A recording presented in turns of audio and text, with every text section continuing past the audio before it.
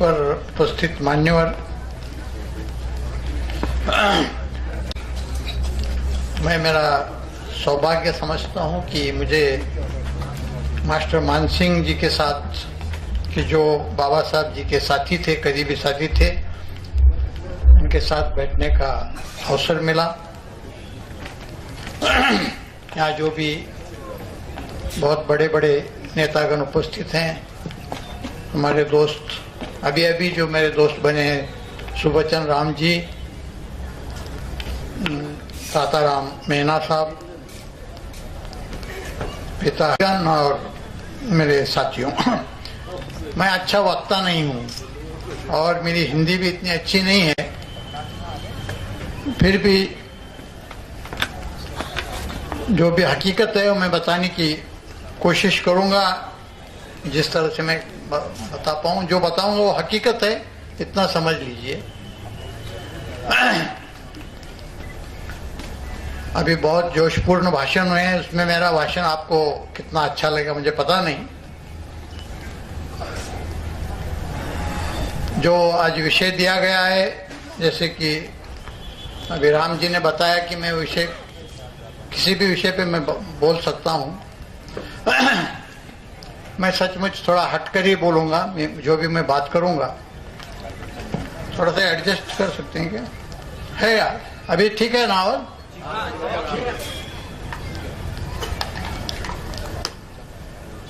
देखिए, मैंने जो किताब लिखी है, वो किताब के बारे में मैं आपको ज़्यादा बताना चाहूँगा। वो किताब में बहुत सारे पहलू हैं कि ये ब्राह्मणी व्यवस्था कितने साल से, ब्राह्मणी व्यवस्था सदियों से अपने पर है। उनका उद्देश्य है कि समाज पर हमेशा अपना काबू पाना, कंट्रोल पाना, अपना श्रेष्ठत्व हमेशा रखना। लेकिन हर जमाने में वो अलग अलग तरीका अपनाते हैं। एक तरीका अपना के जब वो कुछ समाज को बिछड़ा करने की कोशिश करते हैं, अपने बहुजन समाज की समस्या ये है कि हम उनको जल्दी समझ नहीं पाते। कम से कम 10 से 20 साल तक हम उनके पीछे रहते हैं। आज भी अगर हम किसी पूछें कि भाई ये जो भी अपना बिछड़ापन है बहुजन समाज का, उसके लिए ब्राह्मण या ब्राह्मण व्यवस्था कारणीभूत है, अब तो बोलते हैं नहीं, आज के ज़माने में तो इतना टेक्नोलॉजी है, साइंस है, मीडिया का तो हर रोज मीडिया में हम हर चीज़ देखते हैं, तो आज उनको मुश्किल है कि हमें गुमराह बनाना। लेकिन सच तो यही है कि ये जो टेक्नोलॉजी है, जो साइंस है, जो मीडिया में जो एडवांसमेंट हुआ है, उसका सबसे ज़्यादा वही फायदा ले रहे हैं, और पहले जितना गुमराह करते थे उससे ज़्यादा आज गुमराह कर रहे हैं। पहले तो इतिहास लिखते थे और साल 2 साल पहले की बात हमें झूठ बताते, गुमराह करते थे। आज कल जो हो रहा है, आज हमें झूठ बता के गुमराह करते हैं हर रोज। मीडिया के बारे में कई वक्ताओं ने बोला, मीडिया तो शुरू से ही उन्होंने अपने कब्जे में की है। पढ़े लिखे तो वही थे, मीडिया जब शुरू हुई तो नेचुरली वो कब्जा उन्होंने किया। आज अपने काफी लोग बहुजन हैं, दलित हैं, मुस्लिम भी मीडिया में हैं, लेकिन वो जो व्यवस्था बनी है वो ब्राह्मणी व्यवस्था है। तो इसलिए पूरी तरह से उसमें कोई भी हो, व्यवस्था ब्राह्मणी होने से पूरा जो मेनस्ट्रीम मीडिया है वो ब्राह्मणी मीडिया है। तो वो जो उनको जो चाहते हैं, वो जो चाहते हैं वही हम सुबह उठ के पढ़ते हैं। तो पूरे अपने समाज पर, समाज के दिमाग पर ब्राह्मणों का कंट्रोल मीडिया के थ्रू है। हम इतने कितने भी सेमिनार करें, कितने भी मीटिंग्स करें, कितनी भी किताबें लिखें, जैसे कि कुछ वक्ताओं ने बताया कि अपने लोग किताबें नहीं पढ़ते। ये सच है कि लोग किताब नहीं पढ़ते, लेकिन न्यूज़पेपर जो हर रोज पढ़ते हैं, और न्यूज़पेपर में जो हेडिंग आता है, हेडलाइन आती है, उस पर अपना अपना ओपिनियन बनाते हैं। ब्राह्मणों ने दो चीजों पर बहुत अच्छी तरह से कब्जा किया है, एक है मीडिया और दूसरा है आईबी, जो कि अभी राम जी ने बताया कि आईबी ने पूरा गवर्नमेंट पर कब्जा किया है। तो आईबी ने गवर्नमेंट के दिमाग पर कब्जा किया है, मीडिया ने पूरे आवाम के दिमाग पर कब्जा किया है, और दोनों भी ब्राह्मणी व्यवस्था है। तो इन शॉर्ट आज भी ब्राह्मणों ने अपने दिमाग पर कब्जा किया है, हम आज भी उनके गुलाम हैं। मेरे किताब में मैंने बताया आपको, मैंने बहुत सारी चीजें बताई हैं, बहुत सारे पहलू हैं।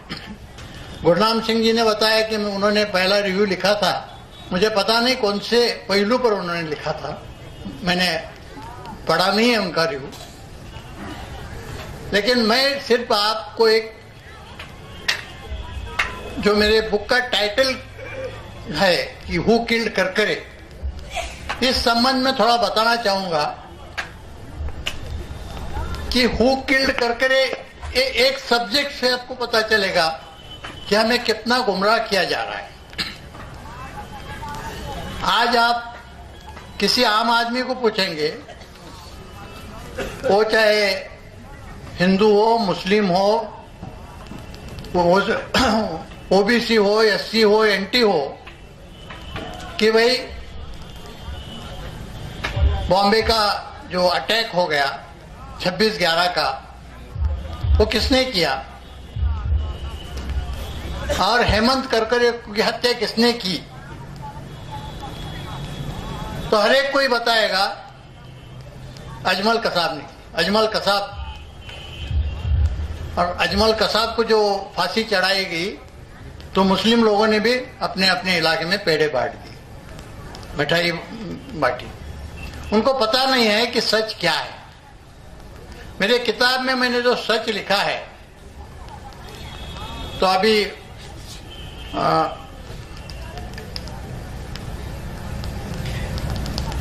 सुबचन राम सिंह जी जो बताया कि वो किताब हाईकोर्ट में दाखिल किया है, उस पर यह है, तो सच वही नहीं है। सच उसमें का थोड़ा सच यह है कि बॉम्बे अटैक की केस में का फिर री इन्वेस्टिगेशन किया जाए, इस पर एक PIL दाखिल की है। यहाँ पटना के ही एक बहुत बुजुर्ग हैं, वो 3 बार यहाँ के MLA रह चुके हैं, आज मुझे रिसीव करने भी आए थे। 80 साल उम्र है उनकी। उनका नाम है राधाकांत यादव। राधाकांत यादव जी ने मेरे बुक के आधार पर एक याचिका हाईकोर्ट में दाखिल की है और कहा है कि ये बुक में लिखा है ये सच है, फिर पुलिस ने जो इन्वेस्टिगेशन किया है वो झूठ है। तो इसलिए इस पुस्तक के आधार पर, इस बुक के आधार पर इस पूरे केस का री इन्वेस्टिगेशन किया जाए। तो उनकी 50 पेज की वो पिटीशन है। तो हाईकोर्ट ने government of India, Maharashtra government और बॉम्बे पुलिस को नोटिस देके उसको जवाब मांगा है। 3 साल हो गए। 17 अगस्त 2010 को उनको नोटिस इश्यू की, आज तक ना ये दोनों ने जवाब नहीं दिया, और कोर्ट को भी हिम्मत नहीं हुई कि उस पर कुछ ऑर्डर करे री इन्वेस्टिगेशन की। मेरे बुक में मैं सिर्फ वो एक पार्ट लेता हूं, बॉम्बे अटैक का और करकरे की हत्या का।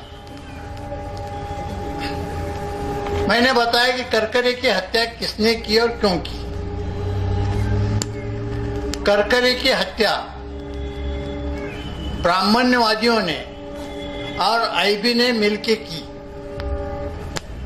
और ये क्यों की, तो ये ब्राह्मणवादियों की एक बहुत बड़ी साजिश चली थी 5-6 साल से, और वो साजिश का पर्दाफाश हेमंत करकरे ने किया था, और वो बाद में आ रहा था। जो भी उसे सबूत मिले थे, वो सबूत के आधार पर वो अपने लोगों को बुलाता था और उनकी पूछताछ करता था। एक बहुत हेमंत करकरे मेरे बहुत करीबी दोस्त थे, बहुत ईमानदार आदमी थे। जब वो मालेगांव 2008 का इन्वेस्टिगेशन कर रहे थे, जांच कर रहे थे, तो उस दरमियान उन्होंने 3 लैपटॉप बरामद किए। और वो जब लैपटॉप वो खोल के देखा तो उसमें वो लैपटॉप में वो 3 लैपटॉप यानी हिंदू राष्ट्र का या ब्राह्मण राष्ट्र का ब्लूप्रिंट था, प्रोजेक्ट रिपोर्ट ही था। अभी कुछ वक्तागण बता रहे थे कि ब्राह्मण लोगों को अपना यहाँ वर्चस्व हमेशा रखना है और उसकी कोशिश करते हैं, और जो आरएसएस और बीजेपी जो बनी है वो उसी उद्देश्य से बनी है। ये सच है कि आरएसएस जब बनी तो उनका उद्देश्य था कि ब्राह्मणी व्यवस्था को कायम रखना और हिंदू राष्ट्र के नाम से ब्राह्मण्यवादी राष्ट्र इस देश में लाना, यही उनका उद्देश्य था। लेकिन आगे चलकर बीजेपी आई और वो पॉलिटिक्स में चले गए। फिर जो कट्टर ब्राह्मण्यवादी थे वो सोचने लगे कि अब ये लोग एम्बिशियस बन गए हैं, जो अपना मुख्य उद्देश्य है ब्राह्मण्यवादी राष्ट्र का निर्माण करना, अब ये इनके बस की बात नहीं है। तो इसलिए उन्होंने अभिनव भारत नाम की एक संस्था, एक संगठन एक शुरू किया। और ये संगठन क्या करता था? ये संगठन इस देश के प्रमुख शहरों में जाके वहां के जो कट्टर ब्राह्मण्यवादी थे उनकी मीटिंग्स लेते थे, और वो मीटिंग्स में उनका डिस्कशन होता था कि हमें अगर अपने ओरिजिनल एजेंडा के मुताबिक अगर ब्राह्मण राष्ट्र या हिंदू राष्ट्र यहाँ स्थापित करना है तो हमें क्या करना पड़ेगा। तो इसलिए उन्होंने इस्राइल से डिस्कशन शुरू किया था, इसलिए उन्होंने नेपाल से भी उनका बातचीत चली थी, और नागा में जो बंडखोर थे उनसे भी उनकी बातचीत चली थी।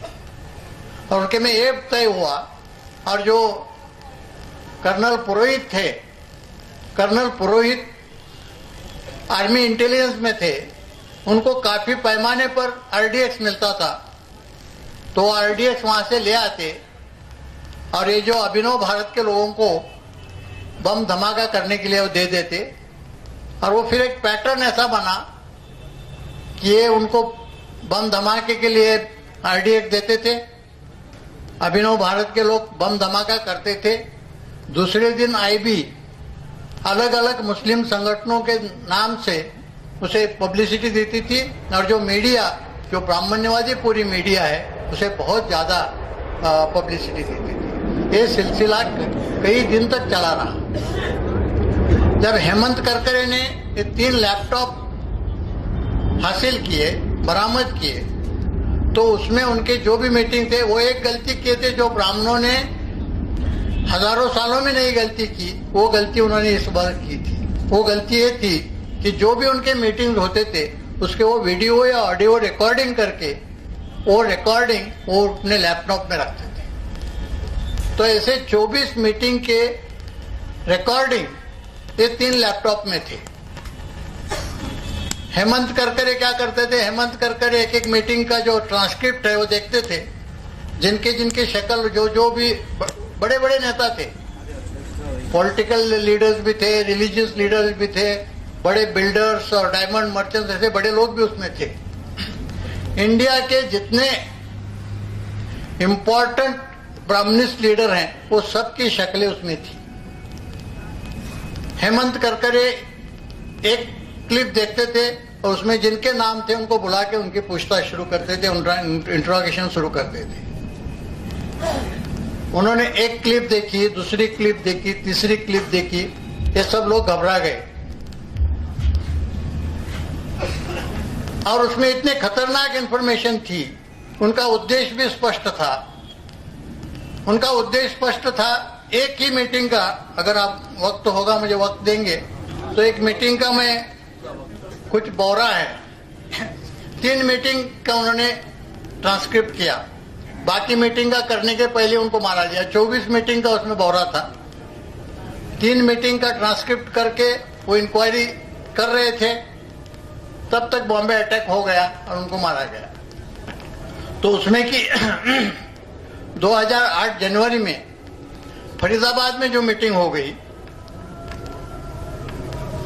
तो उसका जो ट्रांसक्रिप्ट था वो उन्होंने मालेगांव जो इन्वेस्टिगेशन हुआ उसके चार्जशीट के साथ जोड़ के रखा था, लेकिन वो चार्जशीट कोर्ट में जाने के पहले ही उनको मारा गया। फिर भी सबको पता था कि इन्होंने वो जो ट्रांसक्रिप्ट है, जो ब्यौरा है, उसे जोड़ा है। तो उनके हत्या के बाद भी वो चार्जशीट के साथ वो जो ट्रांसक्रिप्ट है वो चला गया, और आज भी वो ट्रांसक्रिप्ट कोर्ट में मौजूद है और ये पब्लिक डॉक्यूमेंट है, ऐसा कुछ कॉन्फिडेंशियल नहीं है। तो उसमें कि इम्पोर्टेंट पॉइंट मैं बताता हूँ, एक मीटिंग का है, ऐसे 24 मीटिंग हुई थी। ये मीटिंग कुछ इंग्लिश में और कुछ हिंदी में हुई थी, ज्यादातर हिंदी में थी, कुछ कुछ अंग्रेजी वर्ड, इंग्लिश वर्ड्स वो बोलते थे। तो उनके उद्देश्य क्या थे, उनका पैटर्न क्या था, ये सब बातें उससे पता चलती हैं।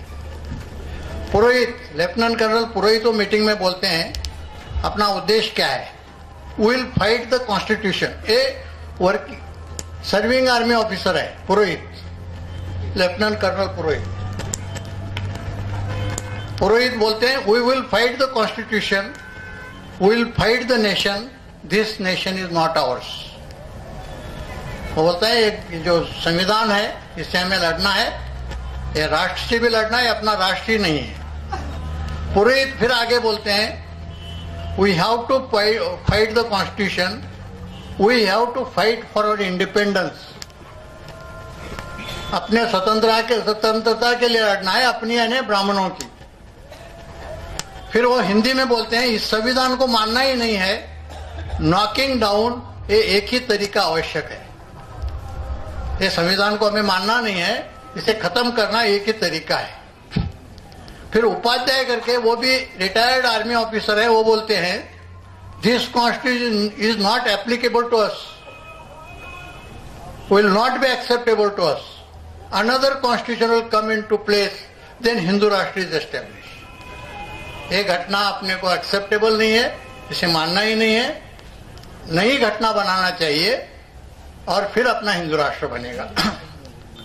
तो फिर उसमें सुधाकर द्विवेदी, जो दयानंद पांडे के नाम से भी पहचाने जाते हैं, सुधाकर द्विवेदी भी हैं और वो खुद को शंकराचार्य कहते थे, वो फिर नए कॉन्स्टिट्यूशन क्या होगी वो उसका सजेशन देते हैं। वो बताते हैं राज्य व्यवस्था का हमारे यहाँ कुछ पौराणिक शास्त्र है, हमारी जो स्मृतियां हैं, जो बाबा साहब ने स्मृति एक जलाई, कौन सी, मनुस्मृति, तो ये सब स्मृतियां जो हैं वही हमारी संविधान है इस समाज की। इस समय 14 स्मृतियां हैं हमारे इस देश में, उन सारे को इकट्ठा कीजिए। जैसी एक मनुस्मृति थी वैसे बोलते हैं 14 स्मृतियां हैं, उनको इकट्ठा कीजिए, वही हमारी कॉन्स्टिट्यूशन है, वही हमारा संविधान है। फिर पुरोहित बोलते हैं इस देश में हमें वेदों के मुताबिक जो बताया गया है सनातन हिंदू धर्म, वैदिक धर्म, वो चाहिए। तो अपने को क्या चाहिए ये भी वो स्पष्ट करते हैं।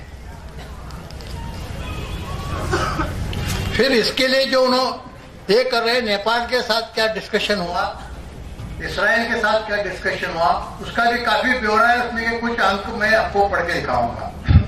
किंग ज्ञानेंद्र के साथ हमारी मीटिंग तय थी 24 जून को और 2007 को, पिछले साल। और ये हमारी मीटिंग तय हुई थी 13 फरवरी को टेलीफोनिकली। और एक प्रज्वाल करके हैं, प्रज्वाल, उनको इंटेलिजेंस में अभी ब्रिगेडियर बनाया गया है। वो हमने इसके लिए बहुत कष्ट करके मीटिंग, उन्होंने बहुत कष्ट करके मीटिंग की थी। ये प्रज्वाल नेपाल के ब्रिगेडियर थे, उन्होंने मीटिंग की थी अभिनव भारत की और वहां के किंग ज्ञानेंद्र की। King has accepted our proposal. मेरा उनको प्रपोजल ये था कि मेरे 20 लोग आपके यहाँ से ऑफिसर बन के ट्रेनिंग करेंगे हर 6 महीने से। 1 साल में मुझे 40 लोग मिलेंगे और मेरे 200 लोग आपके यहाँ जवान करके ट्रेनिंग लेंगे, जो मेरे को 1 साल में 400 लोग मिलेंगे। तो जो टेररिस्ट थे अभिनव भारत के, जो ब्राह्मण्यवादी टेररिस्ट थे, उनको ट्रेनिंग देने का फैसला नेपाल के राजा में और इनके में हुआ था। 20 अधिकारी और 200 जवान हर 6 महीने में वो ट्रेनिंग करेंगे। दूसरी उन्होंने मांग की थी, you being an independent nation ask for AK-47 from Czechoslovakia, will pay the money and ammunition. जो AK-47 राइफल है वो जेकोस्लोवाकिया में मिलते तैयार होते हैं, और वो इंडिविजुअल को नहीं मिलते, वो गवर्नमेंट को मिलते हैं। तो बोलते हैं कि आप वो लेके हमें दीजिए, हम आपको पैसे देंगे, एम्यूनिशन हम खुद खरीद करेंगे। The king has accepted. हाँ, तो एक किंग ने एक्सेप्ट किया। ये इनका दोनों का ये हुआ था। फिर इसराइल के साथ इनका जो डिस्कशन चला था, इसराइल से मैंने संपर्क किया है। हमारा एक कैप्टन इसराइल होके आ गया है। Very positive response from their side. हमने 4 चीजें मांगी थी, continuous and uninterrupted supply of equipment and training. Second, allow us to start our office with saffron flag in Tel Aviv.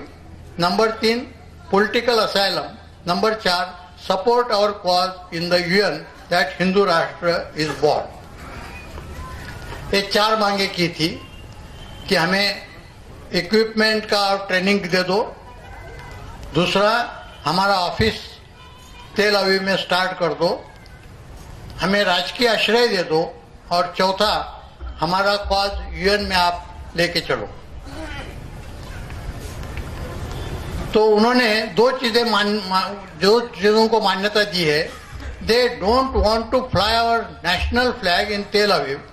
बोलते हैं कि हमारे यहाँ जो भारत के साथ संबंध ठीक हो रहे हैं, हमको वो चाहिए, वो खराब हो जाएंगे। और दूसरी बात ये बोल रहे हैं कि हम आपको जो ये इंटरनेशनल फोरम में इस सिचुएशन में अभी इस हालात 2 सालों तक सपोर्ट नहीं करेंगे, जब तक आपकी मूवमेंट कुछ मोमेंटम गैदर नहीं करती। Political asylum any time for equipment and training once you show something on the ground and, और मैं ये अचीव कर रहा हूँ। वो बोले कि जो फ्लैग आप लगाने बोल रहे हो हिंदू राष्ट्र का, वो नहीं कर सकते। UN में भी आपका कॉल हम अभी नहीं कर सकते, लेकिन ट्रेनिंग इक्विपमेंट आपको कभी भी मिलेगा और राजाश्रय आपको कभी भी मिलेगा। तो ये आश्वासन इसराइल से मिला।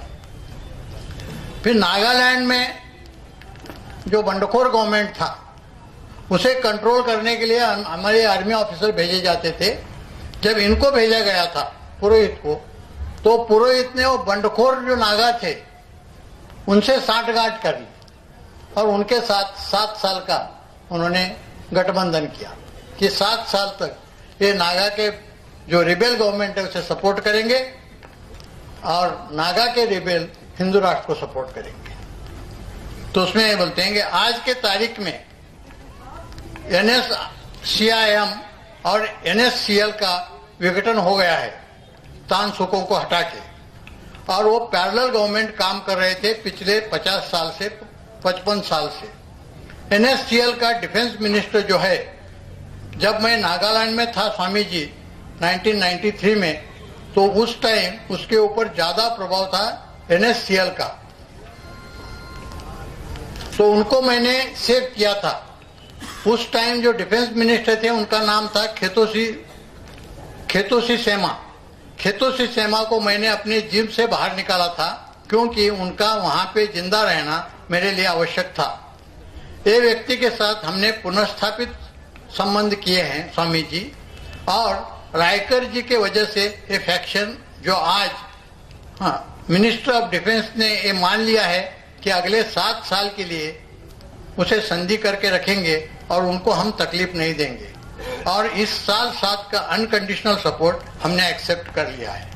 तो ये नागा जो रिबेल्स थे उनके साथ उनका संगठन हुआ था। तो ये बातें ये सब कर रहे थे। ये मैं इसलिए बता रहा हूं कि इसमें कितनी इंपॉर्टेंट चीजें थी।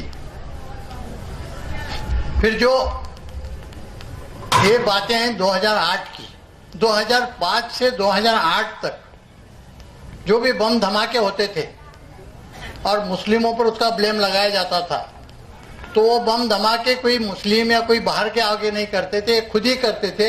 ये भी उन्होंने इसमें मान लिया है।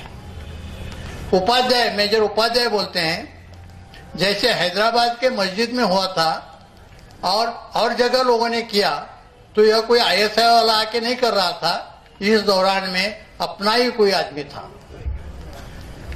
मैं अपनी जानकारी के तौर पर यह कह सकता हूं कि ये व्यक्ति कौन था। वो था या नहीं ये मैं नहीं जानता, वो कर्नल बताएंगे। लेकिन मुझे ऐसा लगता है कि कर्तव्य के लिए तो ये करना जरूरी है। एग्जाम्पल देना तो ठीक सही नहीं है, लेकिन खालिस्तान मूवमेंट नरम पड़ने का एक कारण यह भी है कि इंदिरा गांधी के मरने के बाद लोगों का या हिंदुओं का गुस्सा था, वो इतना फूटा कि लोगों ने सिखों को पकड़ पकड़ के पीटा। इनको बताने का ये है कि भाई ये जो भी कुछ बम ब्लास्ट हो रहे हैं ये अपने ही लोग कर रहे हैं। मुझे पता नहीं कि ये कौन लोग कर रहे हैं, कि किसी ने कौन सा बम ब्लास्ट किया है, लेकिन एक कर्नल बताएंगे, बिकॉज ये कर्नल ये सब मैनेज करते थे। लेकिन बोलता है कि ये करना जरूरी इसलिए है कि जैसा इंदिरा गांधी के हत्या के बाद हिंदुओं का गुस्सा इतना फूटा कि उन्होंने सिखों को पकड़ पकड़ के पीटा, तो उसी तरह मुस्लिम के खिलाफ ऐसा एटमॉस्फेयर करना है, ऐसे हालात पैदा करने हैं कि उनको भी इसी तरह से पीटा जाए, और एक बार ऐसा अराजक आ जाए तो हमें टेक ओवर करना आसान पड़े। तो एक ये है। आगे वो ये बताते हैं कि इसके बीच में जो भी आएगा उसे मार दिया जाएगा। पुरोहित बोलते हैं जो व्यक्ति इस पूरे की बाधा डालेगा उसको सिर्फ निष्कासित नहीं किया जाएगा, उसको उड़ा दिया जाएगा, ही शुड बी किल्ड। तो ये इनका जनवरी 2008 का है। जो करकरी की हत्या हुई वो इसी पॉलिसी, उसके पहले का ये पॉलिसी डिसीजन है उनका। तो मैं इसलिए बताया था, पढ़ के दिखाया कि भाई एक मीटिंग का में इतने अपनी को इन्फॉर्मेशन है। ऐसे 24 मीटिंग हुए थे। बाकी मीटिंग के जो क्लिप्स थे कहां गए आज तक पता नहीं है। 3 मीटिंग जब हो गए तब तक बॉम्बे अटैक हो गया और उसमें करकरे मारे गए। ये बात कब की है? ये नवंबर पहले 2 वीक्स, यानी अक्टूबर एंड और नवंबर की पहले 2 वीक्स 2008 के, इसमें ये सब इन्वेस्टिगेशन चला था। लेकिन जब करकरे नहीं मान रहे थे, जब करकरे को हर तरह का प्रेशर लाया फिर भी वो नहीं मानते थे, तो फिर आईबी ने और अभिनव भारत की जो कुछ कट्टर ब्राह्मण्यवादी लोग हैं उन्होंने फैसला किया कि अभी इसमें एक ही रास्ता है कि करकरे को उड़ा दिया जाए। जब ये सोच रहे थे तभी 18 नवंबर को अमेरिका के एक इंटेलिजेंस एजेंसी ने अपनी जो फॉरेन इंटेलिजेंस एजेंसी है रॉ, उसको इंफॉर्मेशन दे दी कि एलईटी की एक बोट, एलईटी के कुछ अतिरेकी बॉम्बे के कुछ होटल्स पर अटैक करने के लिए निकल चुके हैं और 4-5 दिन में वो पहुंच जाएंगे। इसका कारण यह था कि सितंबर 2008 में कराची के मेरियट होटल पर बम ब्लास्ट हुआ था और एलईटी को और पाकिस्तान के आईएसआई को शक था कि यह बम ब्लास्ट हिंदू अपने भारत ने करवाया, तो उसका बदला लेने के लिए ये वहां से निकल चुके थे और ये पक्की इंफॉर्मेशन थी कि 18 तारीख को वहां से निकल चुके। तो जो इंफॉर्मेशन देते समय उन्होंने सिर्फ सिंपल ऐसी वेग इंफॉर्मेशन नहीं दी, उन्होंने उसके अक्षांश और रेखांश भी बताए, लॉन्गिट्यूड और लैटिट्यूड, कि इस वक्त बोट इस लॉन्गिट्यूड और लैटिट्यूड पे है और कराची से 29 किलोमीटर जा चुकी है और 5 दिन में वो पहुंच जाएगी और बॉम्बे के होटल्स पर अटैक करेगी। ये जो इंफॉर्मेशन है, ये इंफॉर्मेशन रॉ ने, रॉ का जो रॉ इंटेलिजेंस एजेंसी है, खुफिया एजेंसी है, लेकिन उनका काम इंटरनेशनल, आउटसाइड द कंट्री है। तो उन्होंने बताया ये तो इंटरनल मामला है, ये हमारा सब्जेक्ट नहीं है। तो उन्होंने दूसरे दिन यानी 19 तारीख को ये इंफॉर्मेशन आईबी को दे दी। आईबी जो इंटरनल सिक्योरिटी के लिए रिस्पॉन्सिबल है, लेकिन रॉ को ये पता नहीं था। रॉ में भी ग्रामीण एलिमेंट्स काफी हैं, लेकिन रॉ को ब्राह्मणों ने पूरी तरह कब्जा नहीं किया है रॉ का, कि जितना आईबी में किया है। उन्होंने आईबी को बताया कि भाई ये बोट निकल चुकी है और 5-6 दिन में बॉम्बे के कुछ होटल्स पर अटैक करने वाली है, तो आप जो भी है वो उसका इंतजाम कीजिए। लेकिन रॉ को कुछ शक आया कि भाई ये जो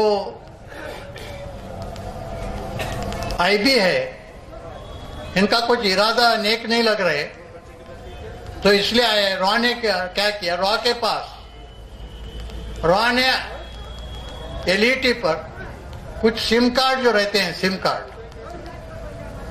वो सिम कार्ड प्लांट किए थे, 32 सिम कार्ड्स। तो उन्होंने वो 32 सिम कार्ड्स के नंबर भी आईबी को दे दिए कि भाई ये 32 सिम कार्ड हमने प्लांट किए हैं, अभी ये जो निकल सके अटैक करने के लिए, तो इसमें के कुछ ना कुछ जो यूज करेंगे। अगर आप उनको सर्वेलेंस पे रखेंगे, उनको टैप करेंगे, तो आपको उनको मिनट टू मिनट उनको इन्फॉर्मेशन आपको मिल जाएगी और उनको आप पकड़ने में कामयाब होंगे। आईबी ने दोनों भी बातें नहीं की। आईबी ने इन्फॉर्मेशन मुंबई पुलिस को भी नहीं बताई, आईबी ने इन्फॉर्मेशन वेस्टर्न नेवल कमांड को भी नहीं बताई। अपनी वेस्टर्न नेवल कमांड इतनी काबिल कमांड है कि अगर उसे पता चलता तो 1 मिनट में वो बोट को उड़ा देते थे। अगर बॉम्बे पुलिस को पता चलता तो बॉम्बे पुलिस से वैसा ही पकड़ के उठा के ला सकते थे, क्योंकि उसमें बहुत छोटी बोट थी और उसमें सिर्फ 8-10 लोग थे। ये नहीं बताते हुए उन्होंने ये बात बताई अभिनव भारत को और उनको बोला कि भाई ये जब लोग अटैक करने आएंगे, 5-6 दिन का अभी वक्त है, तो तुम तैयारी करने लगो, और जब इधर होटल पर अटैक करेंगे तो आप पैरेलल अटैक अंदर के बाजू में कर लो, वहां हम करकरे को भेज देंगे और उसे उड़ा डालो। उनको तो मिनट टू मिनट इंफॉर्मेशन मिलती थी। जो 32 सिम कार्ड दिए थे उसमें के 3 सिम कार्ड को एक्चुअल यूज कर रहे थे आते समय, जो एलईटी के अतिरेकी थे। तो इनको ये इंफॉर्मेशन मिलती गई और इन्होंने वो इंफॉर्मेशन सिर्फ अभिनव भारत को दे दी और अभिनव भारत के लोगों ने पैरेलल अटैक किया, उसको सिंक्रोनाइज किया और दुनिया को ये बताया कि ये अटैक और वो अटैक दोनों ने भी एलईटी ने किए हैं। और उसमें जो एनकाउंटर हो गया वो एनकाउंटर भी तीसरा फर्जी एनकाउंटर था, उसका और ये अटैक वालों का कुछ भी संबंध नहीं है। तो आप मुझे बताएंगे कि भाई ये इतनी सब इंफॉर्मेशन आपको कहीं से मिली? तो ये भी बहुत इंटरेस्टिंग बात है, आपको समझना जरूरी है। जब ये अटैक हुआ तो दिल्ली में हलचल मच गई। रॉ के लोग बोलने लगे कि भाई इतनी पक्की इंफॉर्मेशन, जिसे हॉट इंफॉर्मेशन बोलते हैं, जिसे स्पेसिफिक इंफॉर्मेशन बोलते हैं, इतनी स्पेसिफिक इंफॉर्मेशन देने के बावजूद और उनके टेलीफोन नंबर देने के बावजूद ये अटैक हुआ कैसे? तो ये हलचल मचते ही उस वक्त शिवराज पाटिल गृह मंत्री थे, अपने होम मिनिस्टर, उन्होंने झट से इंक्वायरी ऑर्डर की। उसका आईबी को पता ही नहीं चला और जो इंक्वायरी ऑफिसर था वो भी कोई ईमानदार इंक्वायरी ऑफिसर होगा, उसने बहुत ऑनेस्टली और ईमानदारी से इंक्वायरी की। 15 दिन में इंक्वायरी का रिपोर्ट दिया और इंक्वायरी के रिपोर्ट में पूरी बातें आ गई कि भाई 18 तारीख को मिली थी, 19 तारीख को समझाई गई, 21 तारीख को उनको टेलीफोन के नंबर दिए गए और इन्होंने बॉम्बे पुलिस को भी नहीं समझाया और वेस्टर्न नेवल कमांड को भी नहीं समझाया। सिर्फ कोस्ट गार्ड ने बहुत छोटा यूनिट है, रिकॉर्ड के लिए कोस्ट गार्ड को समझाया था। कोस्ट गार्ड को इंफॉर्मेशन ऐसी इतनी इंपॉर्टेंट चीज की देना है, अपने यहाँ अगर डेकॉइटी हो गई तो होमगार्ड को समझाने जैसा है। फिर भी वहां एक नीलकंठ, क्या तो भी मैं नाम भूल गया, महाराष्ट्रीयन ही नाम है, वहां जो ऑफिसर था वो इतना ईमानदार था कि उसने रात दिन वहां देखा कि वो बोट नहीं आई। तो जो आईबी का ऑफिसर था प्रभाकर आलोक, कि जिसने वो इन्फॉर्मेशन दी थी, उसे उसने पूछा कि वो बोट तो मुझे नहीं मिल रही, मैंने पूरी जांच की है मेरे एरिया में, तो मुझे अपडेट दे दो बोट का, अभी बोट कहाँ है। उसे शक आया कि ये कुछ मुझे सच नहीं बोलेगा, तो इसने सिर्फ टेलीफोन से नहीं तो राइटिंग में भी उसे समझा दिया कि मुझे बोट का अपडेट दे दो कि मुझे बोट नहीं मिल रही, मैं यहाँ तैयारी में हूं। तो जो प्रभाकर आलोक था, प्रभाकर आलोक ने आखिर तक उसे वो इन्फॉर्मेशन नहीं दी, वो भी वो इंक्वायरी में आया है। तो ये इंक्वायरी रिपोर्ट उन्होंने दबाने की कोशिश की, दबाई है। लेकिन इंडियन एक्सप्रेस और हिंदुस्तान टाइम्स, ये दो न्यूज़पेपर ने वो रिपोर्ट कहीं से हासिल किया और उसमें के जो इंपॉर्टेंट पॉइंट्स थे वो पब्लिश किए। मेरे बुक का आधार वो दो न्यूज़पेपर्स की कटिंग्स हैं। आज तक कोई चैलेंज नहीं कर पाया। मैंने उस पर ये दो जो हेमंत करकरे को कैसा बुलाया गया, हेमंत करकरे को कैसा भेजा गया, और जो एनकाउंटर हो गया वो एनकाउंटर कैसा झूठा था, ये सब बातें बुक में बताई है। और इसी बुक के आधार पर, इसी पॉइंट के आधार पर राधाकांत जी यादव जो है उन्होंने वो पीआईएल की है और उसे जवाब आज तक नहीं दे पाए। और गवर्नमेंट भी आज तक उस पर कुछ नहीं बोल रही और कोर्ट भी उस पर, कोर्ट का भी हिम्मत नहीं हुई कि उस पर कुछ ऑर्डर करे। अगर कोर्ट के ऑर्डर एक हफ्ता भर भी अगर उसे जवाब नहीं देता तो कोर्ट एडवर्स इन्फ्रेंस निकाल के अपनी ऑर्डर देता है, लेकिन आज तक इस पर ऑर्डर नहीं हुई। फिर राधाकांत यादव जी ने जब अजमल कसाब की आखिर लास्ट जो अपील था सुप्रीम कोर्ट में पेंडिंग था, तब राधाकांत यादव ने वहां ट्रांसफर एप्लीकेशन किया। उन्होंने कहा कि भाई जिस आधार पर अजमल कसाब को फांसी दी है नीचे के कोर्ट ने और हाई कोर्ट ने जिसे कंफर्म किया है और जिसका अपील आपके सामने शुरू है, उसी इन्वेस्टिगेशन को मैंने चैलेंज किया हाई कोर्ट में।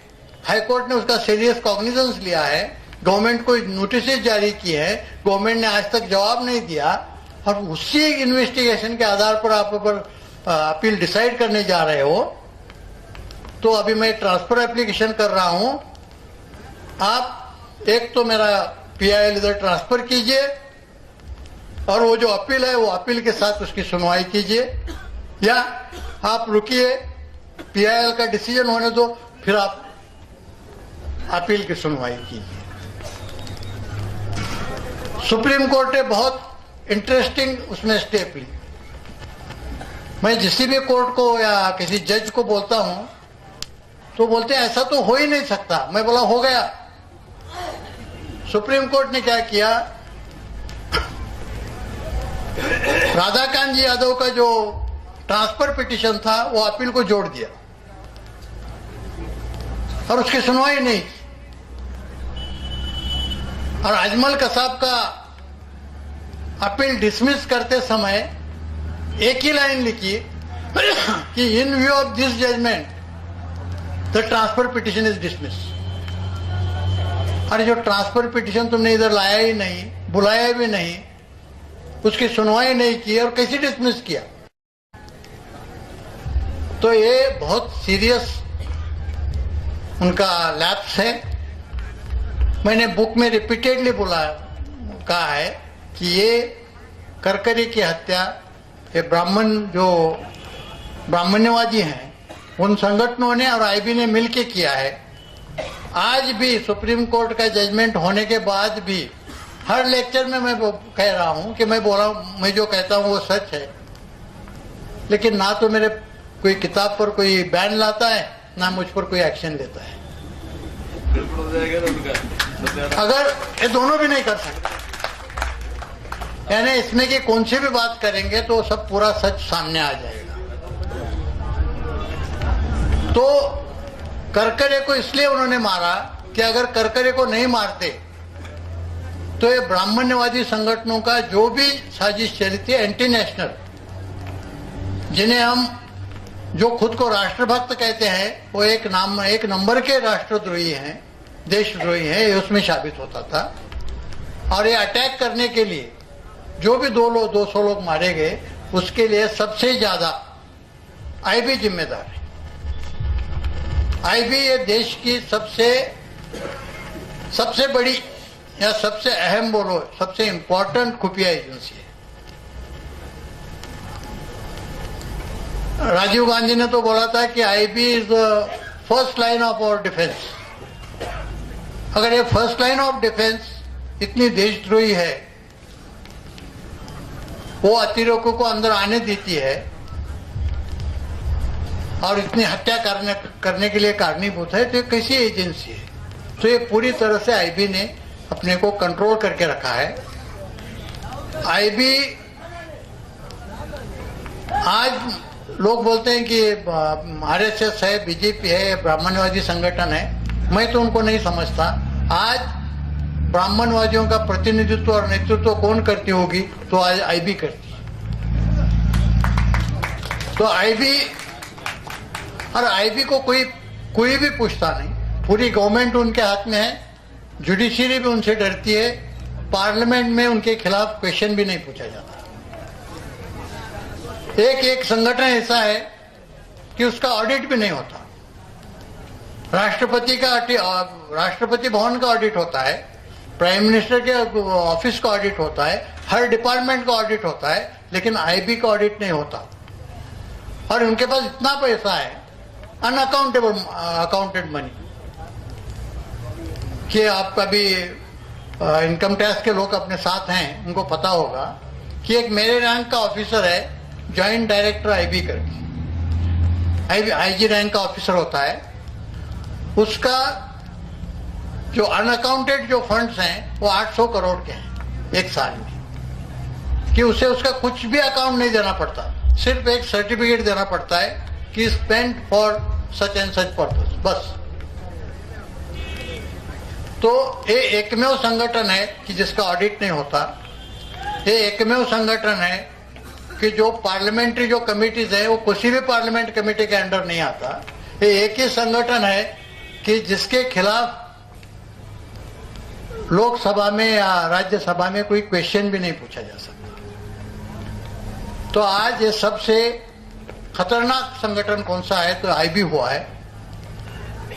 और आईबी आज क्या कर रही है? आईबी अपना कंट्रोल हमेशा रखने के लिए, आप लोगों को पता नहीं होगा, टेलीफोन टैपिंग का अनरिस्ट्रिक्टेड पावर्स उन्होंने अपने पास लिए। 2011 में उन्होंने पहला प्रपोजल डायरेक्टर ऑफ टेलीकम्युनिकेशन को भेजा कि जितने भी सर्विस प्रोवाइडर कंपनीज हैं टेलीकम्युनिकेशन के, वो सबको लिखा जाए कि हमें जो भी चाहिए, जो भी टेलीफोन हमें इंटरसेप्ट करना है या जो भी ईमेल इंटरसेप्ट करना है या स्काइप इंटरसेप्ट करना है, तो वो इमीडिएट हमें अवेलेबल किया उन्होंने करना चाहिए। डायरेक्टर ऑफ टेलीकम्युनिकेशन ने उनको लिखा कि उनको लिखने की जरूरत नहीं है, हम खुद ही वो सॉफ्टवेयर तैयार कर सकते हैं। 2012 में उन्होंने वो सॉफ्टवेयर तैयार किया और अप्रैल 2013 से 70 करोड़ टेलीफोन और 12 करोड़ इंटरनेट के कनेक्शंस, इसमें कहा जो भी चाहे वो अपने आईबी के लोग अपने एक ऑफिस में बैठ के किसके भी परमिशन के बिना वो टैप कर सकते हैं और उनका रिकॉर्ड ले सकते हैं। ये अप्रैल 2013 से काम शुरू हुआ है। दूसरा काम उन्होंने किया है कि जो आधार कार्ड निकाले हैं ना, ये आधार कार्ड अच्छे इंटेंशन से निकाला था अभी उन्होंने सिटीजनशिप कार्ड करके नया कार्ड शुरू किया है, और वो सिटीजनशिप कार्ड उन्होंने इसलिए अपने ताबे में लिया है कि यहां से आगे जो भी आपके अकाउंट्स मैटर होंगे, वो सब अकाउंट्स मैटर में आपको आधार कार्ड का नंबर देना पड़ेगा। तो अभी उन्होंने आधार कार्ड को बाजू रखने शुरू किया है, अभी सिटीजन कार्ड यहां से आगे आएगा, और जो भी तुम्हारे ट्रांजैक्शन होंगे उसमें सिटीजन कार्ड का रेफरेंस आएगा, तो भी आपके फाइनेंशियल जो भी डीलिंग्स हैं वो भी आईबी को पता चलेंगे। बिकॉज एक डायरेक्टर जनरल ऑफ रजिस्ट्रेशन करके एक पोस्ट है, वो पोस्ट होम डिपार्टमेंट के अंदर आती है, उसका फायदा लेके उन्होंने ये काम शुरू किया है। और तीसरा काम एनसीटीसी करके अभी शुरू करने जा रहे हैं। एनसीटीसी का मतलब है नेशनल काउंटर टेररिज्म सेंटर। तो नेशनल काउंटर टेररिज्म सेंटर शुरू करके वो पूरे इन्वेस्टिगेशन के पावर्स जो स्टेट्स को थी वो अपने पास लेना चाहते हैं। कुछ स्टेट ने उसे ऑब्जेक्शन लिया है, इसलिए वो काम रुका है, लेकिन आज न कल आईबी वो भी करके रहेगी। आईबी का उद्देश्य ये है कि कल किसकी भी कौन सी भी पार्टी पावर में आए, फिर वो कांग्रेस आए, बीजेपी आए, आप आए, कोई भी आए, उनका बाप भी आए, तो भी ये उनके सबके बाप रहेंगे। क्या पुलिस टेलीफोन के पावर उनके पास है, या अभी सिटीजनशिप कार्ड आया तो फाइनेंशियल डीलिंग पर भी उनका कंट्रोल रहेगा, और एनसीटीसी आने के बाद इन्वेस्टिगेशन पर भी उनका कंट्रोल रहेगा। तो इसी तरह से ये आईबी ने, और पूरी तरह से आईबी अभी किसी ने बताया कि आरएसएस ने अपना आईबी का कब्जा किया है, ऐसा नहीं है। आज आईबी ने ही सबका कब्जा किया है। आज आरएसएस वाले और बीजेपी के जो कट्टर ब्राह्मण्यवादी हैं, उन्होंने पूरा उनको सरेंडर किया है। उन्होंने मान लिया है कि अपने लीडर है, ये अपने प्रतिनिधि हैं। तो अभी कट्टर आरएसएस वाले, कट्टर बीजेपी वाले, वो आईबी के खिलाफ कुछ नहीं बोलते। आईबी को पूरा फ्रीडम दिया है। आईबी के खिलाफ कभी भी बीजेपी वाला, जो कट्टर बीजेपी वाला है, जो ब्राह्मण्यवादी है, वो आईबी के खिलाफ कभी नहीं बोलता, क्योंकि वो पता है जो आईबी कर रही है वो अपने मूल उद्देश्य के लिए है। हमें यहाँ से आगे बहुत सतर्क रहने की जरूरत है। ये बहुत डेंजरस सिचुएशन है, और आईबी का ओरिजिन क्या है किसी भी पता नहीं है। सीबीआई हो, बाकी दूसरे जितने भी एजेंसियां हैं, संविधान आने के बाद, कॉन्स्टिट्यूशन आने के बाद सबका रिकॉन्स्टिट्यूशन हुआ है। आईबी का रिकॉन्स्टिट्यूशन ही नहीं हुआ। आईबी 1887 में एक टेलीग्राफ, इंग्लैंड से एक टेलीग्राम आया, वो टेलीग्राम पर वो एस्टेब्लिश हुई है 1887 में। उसके बाद उनका कुछ ओरिजिन नहीं है। आज 2 PIL पेंडिंग है उसके ओरिजिन के लिए। एक है बेंगलोर में 1675 ऑफ 2011 और 2010, और दूसरी है यहाँ सुप्रीम कोर्ट में, जो अपने भूषण, क्या नाम उनका, प्रशांत भूषण ने डाली है। लेकिन दोनों पर गवर्नमेंट ने आज तक जवाब नहीं दिया, और दोनों के खिलाफ कोर्ट ने कुछ भी ऑर्डर नहीं की। तो सबसे डेंजरस सिचुएशन जो है ये आईबी की है। और ब्राह्मण लोग, हम जो बोलते हैं ना, ब्राह्मण अपना ब्राह्मणत्व भूले नहीं है, वो हमेशा ध्यान रख के चलते हैं। और वो कितना भी एडवांसमेंट हो, टेक्नोलॉजिकल एडवांसमेंट हो, साइंटिफिक हो, कुछ भी हो, वो अपना श्रेष्ठत्व रखने की हमेशा कोशिश करते रहेंगे, करते हैं। अपने तरीके बदलेंगे, लेकिन अपना उद्देश्य नहीं बदलेंगे। तो हमें हमेशा सतर्क रहना चाहिए। इतना बोलकर मैं आपकी रजा लेता हूँ। धन्यवाद।